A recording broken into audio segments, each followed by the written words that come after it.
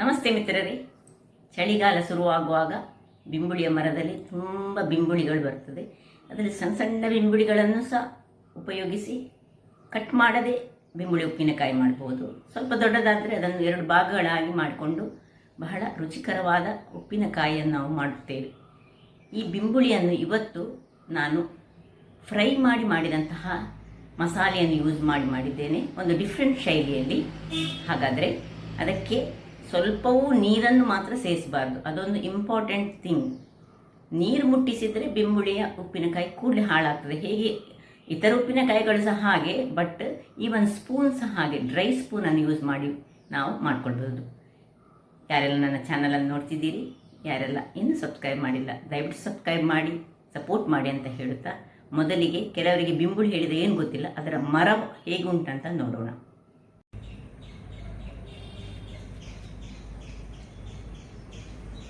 ವೀಕ್ಷಕರೇ, ಇಲ್ಲಿ ನೋಡಿ, ನಾನಿವತ್ತು ಬಿಂಬುಳಿಯನ್ನು ಕೊಯ್ಯಲಿಕ್ಕೆ ಬಂದಿದ್ದೇನೆ.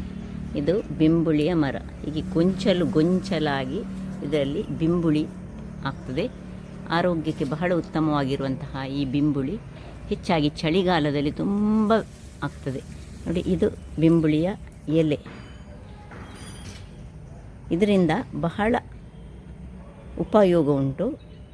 ರುಚಿಯಾದ ಖಾದ್ಯಗಳನ್ನು ಇದರಲ್ಲಿ ತಯಾರಿಸ್ತಾರೆ. ಅಂದರೆ ದಾಲಿಗೆ ಹಾಕಿ ಹುಳಿಯ ಬದಲು ಇದನ್ನು ಯೂಸ್ ಮಾಡ್ತಾರೆ, ಉಪ್ಪಿನಕಾಯಿ ಮಾಡ್ತಾರೆ, ಮತ್ತು ಈವನ್ ಈ ಮೀನಿನ ಪದಾರ್ಥಗಳಿಗೆ ಸಹ ಹುಳಿಯ ಬದಲಿಗೆ ಇದನ್ನು ಉಪಯೋಗ ಮಾಡ್ತಾರೆ.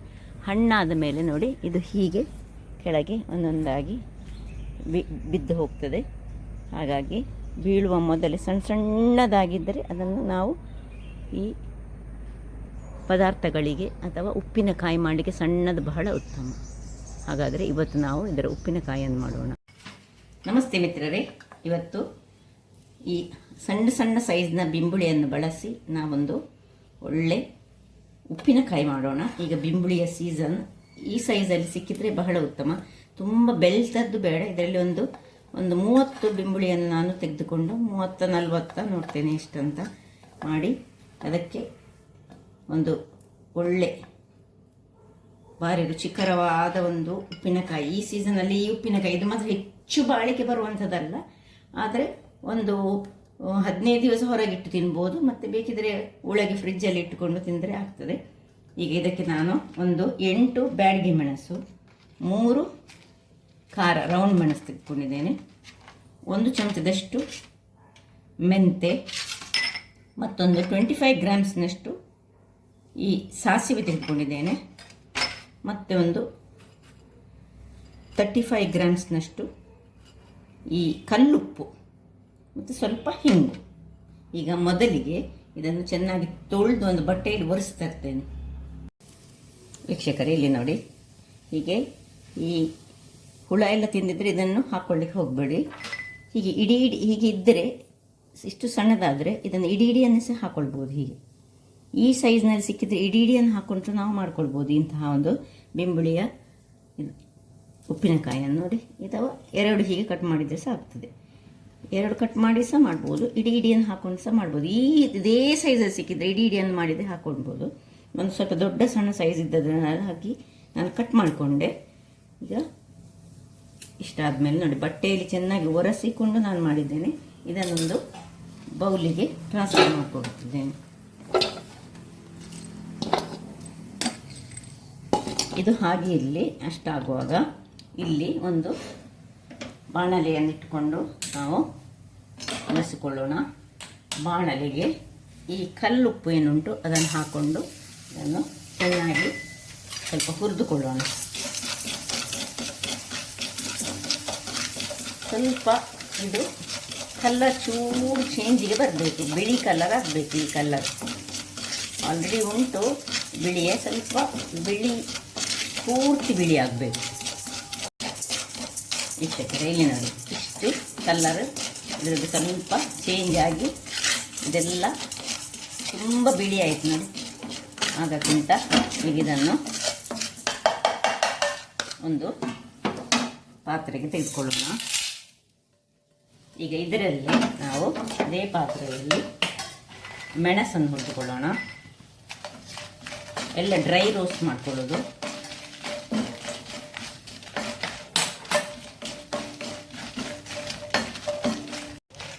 ಮೆಣಸು ಇಲ್ಲಿ ಸರಿ ಸ್ವಲ್ಪ ಕಪ್ಪಾಗಬೇಕು. ಕಪ್ಪಾಗೋ ತನಕ ನಾವು ಇದನ್ನು ಹುರಿದುಕೊಳ್ತಿದ್ದೇವೆ. ನೋಡಿ, ಈ ಕಲ್ಲರ್ ಮೆಣಸಿದ್ದು ಸ್ವಲ್ಪ ಕಪ್ಪು ಕಲ್ಲರಿಗೆ ಬರಬೇಕು.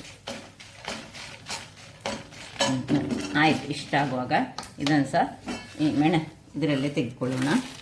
ಇನ್ನು ಇದರಲ್ಲೇ ಸ್ವಲ್ಪ ಮೆಂತೆ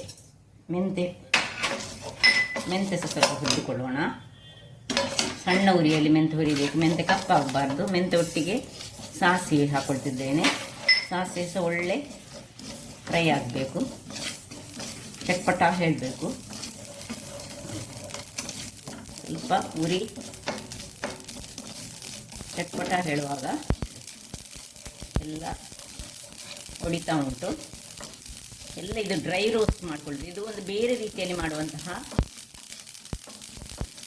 ಹುರಿದು ಮಾಡುವಂತಹ ಉಪ್ಪಿನಕಾಯಿ. ಈಗ ಆಫ್ ಮಾಡ್ಕೊಳ್ತಿದ್ದೇನೆ. ಆಫ್ ಮಾಡಿಕೊಂಡು ಅದೆಲ್ಲ ಪಟ್ಪಟ ಹೇಳುವಾಗ ಇದಕ್ಕೆ ಒಂದು ಕೊಂಬಿದ್ರೆ ಹಳದಿಯ ಕೊಂಬಿದ್ರೆ ಹಳದಿ ಹಾಕ್ಕೊಳ್ಬೋದು, ಇಲ್ಲದಿದ್ದರೆ ಹಳದಿಯ ಪುಡಿ ಸ್ವಲ್ಪ ಬಿಸಿಯಲ್ಲಿ ಇದು. ಈಗ ನೋಡಿ, ಅದರ ಬಿಸಿಯಲ್ಲಿ ಹಳದಿಯ ಪುಡಿ ಸಹ ಸ್ವಲ್ಪ ಇದು ಆಫ್ ಮಾಡ್ಕೊಂಡಿದ್ದೇನೆ ನಾನು.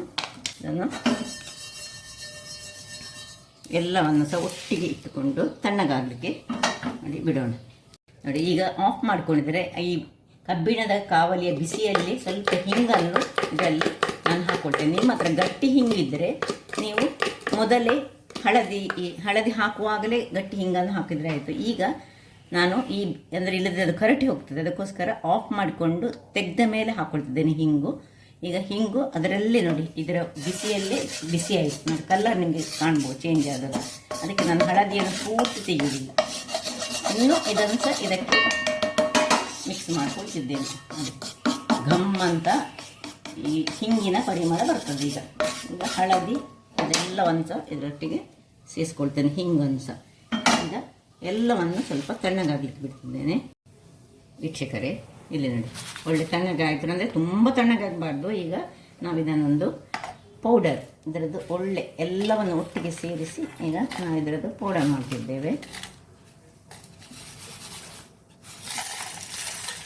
ಎಲ್ಲವನ್ನು ಹಾಕ್ಕೊಂಡು ಪೌಡರ್ ಮಾಡಿ ತರ್ತೇನೆ. ವೀಕ್ಷಕರೇ, ಇಲ್ಲಿ ನೋಡಿ, ಪೌಡರ್ ಹೀಗಾಗಿ ಬಂತು. ಈಗ ಈ ಪೌಡರನ್ನು ಇದಕ್ಕೆ ನಾವು ಹಾಕೊಳ್ಳೋಣ. ಬಿಸಿ ಇರಬಾರ್ದು, ತಣ್ಣಗೆ ಆದ ಮೇಲೆ ಹಾಕ್ಕೊಳ್ಬೇಕು. ಸ್ವಲ್ಪ ಒಮ್ಮೊಮ್ಮೆ ಬಿಸಿ ಆಗ್ತದೆ ನೋಡಿ, ಹಾಗಿದ್ದರೆ ಬಿಸಿ ತಣ್ಣಗಾದ ಮೇಲೆ ಹಾಕ್ಕೊಳ್ಬೇಕು.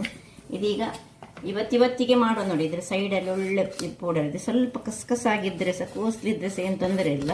ಸೊ ಇದನ್ನೆಲ್ಲ ಹಾಕ್ಕೊಂಡು ಈಗ ಒಂದು ಒಳ್ಳೆ ಡ್ರೈ ಸ್ಪೂನನ್ನು ಯೂಸ್ ಮಾಡಿಕೊಂಡು ಇದನ್ನು ಚೆನ್ನಾಗಿ ಹೀಗೆ ಸ್ವಲ್ಪ ಹೀಗೆ ಮಾಡಿದರೆ ಸಾಕ್ತದೆ. ಹೀಗೆ ಎಲ್ಲ ಮಿಕ್ಸ್ ಆಗುವ ಹಾಗೆ ಮಾಡಿಕೊಂಡು ಇದನ್ನು ಮುಚ್ಚಿಟ್ಟುಕೊಂಡು ನಾನೀಗ ಸಂಜೆ ಮಾಡ್ತಿದ್ದೇನೆ, ನಾಳೆ ಬೆಳಿಗ್ಗೆ ನೋಡೋಣ. ಆಮೇಲೆ ಇದನ್ನು ಒಂದು ಒಳ್ಳೆ ಈ ಟೈಪಿನ ಬಾಟ್ಲಿ ಇಡಬೇಕು. ಪ್ಲಾಸ್ಟಿಕ್ ಅಲ್ಲ, ಬಾಟ್ಲಿಯನ್ನು ಯೂಸ್ ಮಾಡಿಕೊಳ್ಳಿ. ಗಾಜಿನ ಬಾಟಲ್, ಈ ರೀತಿಯ ಬಾಟ್ಲನ್ನು ನಾವು ರೆಡಿ ಮಾಡಿ ಒಳ್ಳೆ ತೊಳೆದು ಚೆನ್ನಾಗಿ ಇಟ್ಕೊಂಡಿರಬೇಕು. ಈಗ ಇದನ್ನು ಮುಚ್ಚಿ ನಾಳೆ ಬೆಳಿಗ್ಗೆ ನೋಡೋಣ. ವೀಕ್ಷಕರೇ, ಇಲ್ಲಿ ನೋಡಿ, ನಿನ್ನೆ ನಾನು ಸಂಜೆ ಮಾಡಿಟ್ಟಂಥದ್ದು. ಅದರಷ್ಟಕ್ಕೆ ಇದಕ್ಕೆ ಏನು ಒಂದು ತೊಟ್ಟು ನೀರು ಸಮೇತ ಹಾಕಲಿಲ್ಲ. ಆ ಬಿಂಬುಳಿಯಲ್ಲಿ ಒಳ್ಳೆ ನೀರು ಬರ್ತದೆ ನೋಡಿ, ಹೇಗೆ ಆಗಿದೆ ನೋಡಿ.